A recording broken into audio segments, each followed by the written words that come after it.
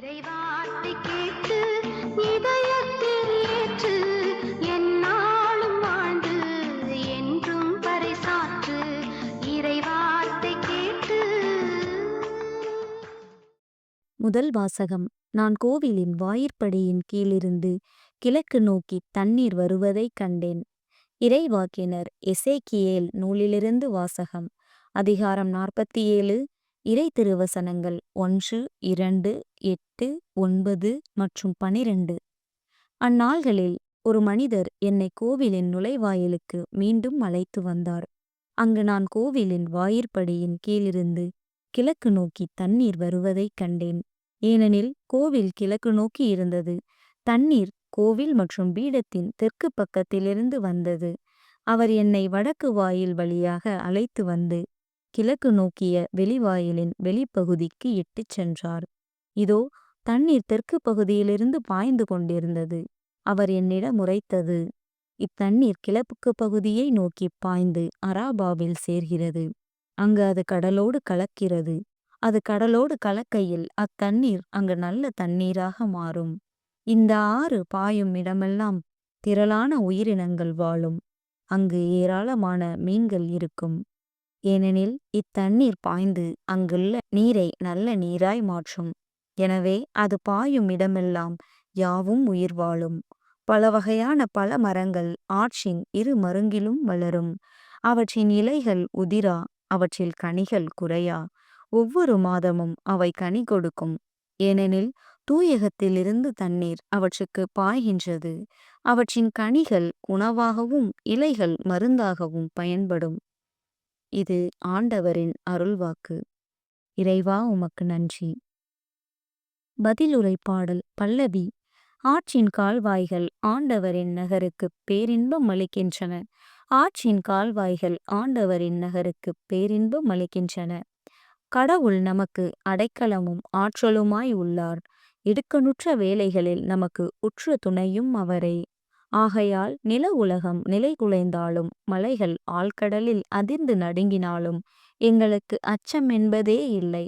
ஆற்றின் கால்வாய்கள் ஆண்டவரின் நகருக்கு பேரின்பம் அளிக்கின்றன.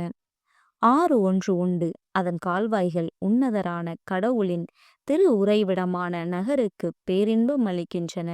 அந்நகரின் நடுவில் கடவுள் இருக்கின்றார். அது ஒருபோதும் நிலை குலையாது.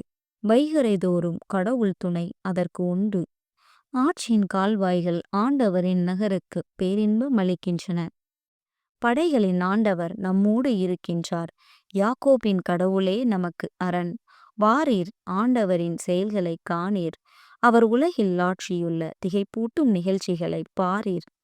ஆற்றின் கால்வாய்கள் ஆண்டவரின் நகருக்கு பேரின்பம் அளிக்கின்றன. இரண்டாம் வாசகம். நீங்கள் கடவுளுடைய கோயில். திருத்தூதர் பவுல் கொரிந்தியருக்கு எழுதிய முதல் திருமுகத்திலிருந்து வாசகம். அதிகாரம் 3. இறை திருவசனங்கள் 9 முதல் 11 வரை மற்றும் 16, 17. சகோதர சகோதரிகளே, நீங்கள் கடவுள் எழுப்பும் கட்டடம்.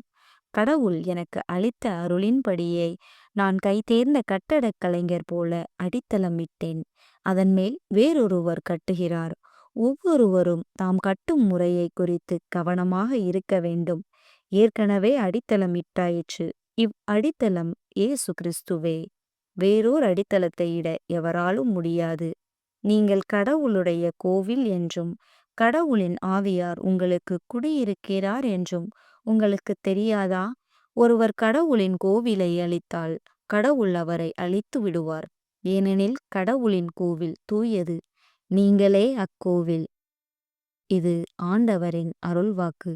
இறைவா, உமக்கு நன்றி. நற்செய்தி வாசகம். தம் உடலாகிய கோவிலை பற்றியே பேசினார். யோவான் எழுதிய தூய நற்செய்தியிலிருந்து வாசகம். அதிகாரம் 2. இறை திருவசனம் 13 முதல் 22 வரை. அக்காலத்தில் யூதர்களுடைய பாஸ்கா விழா விரைவில் வரவிருந்ததால் இயேசு எருசலேமுக்குச் சென்றார். கோவிலில் ஆடு மாடு புறா விற்போரையும் அங்கே உட்கார்ந்திருந்த நாணயம் மாற்றுவோரையும் கண்டார். அப்போது கயிறுகளால் ஒரு சாட்டை பின்னி அவர்கள் எல்லாரையும் கோவிலிலிருந்து துரத்தினார். ஆடு மாடுகளையும் விரட்டினார். நாணயம் மாற்றுவோரின் சில்லறை காசுகளை கொட்டிவிட்டு மேசைகளையும் கவிழ்த்து போட்டார். அவர் புறா விற்பவர்களிடம், இவற்றை இங்கிருந்து எடுத்துச் செல்லுங்கள், என் தந்தையின் இல்லத்தை சந்தையாக்காதீர்கள் என்று கூறினார். அப்போது அவருடைய சீடர்கள், இல்லத்தின் மீதுள்ள ஆர்வம் என்னை இருத்திவிடும் என்று மறைநூலில் எழுதியுள்ளதை நினைவு கூர்ந்தார்கள். யூதர்கள் அவரை பார்த்து, இவற்றையெல்லாம் செய்ய உமக்கு உரிமை உண்டு என்பதற்கு நீர் காட்டும் அடையாளம் என்ன என்று கேட்டார்கள்.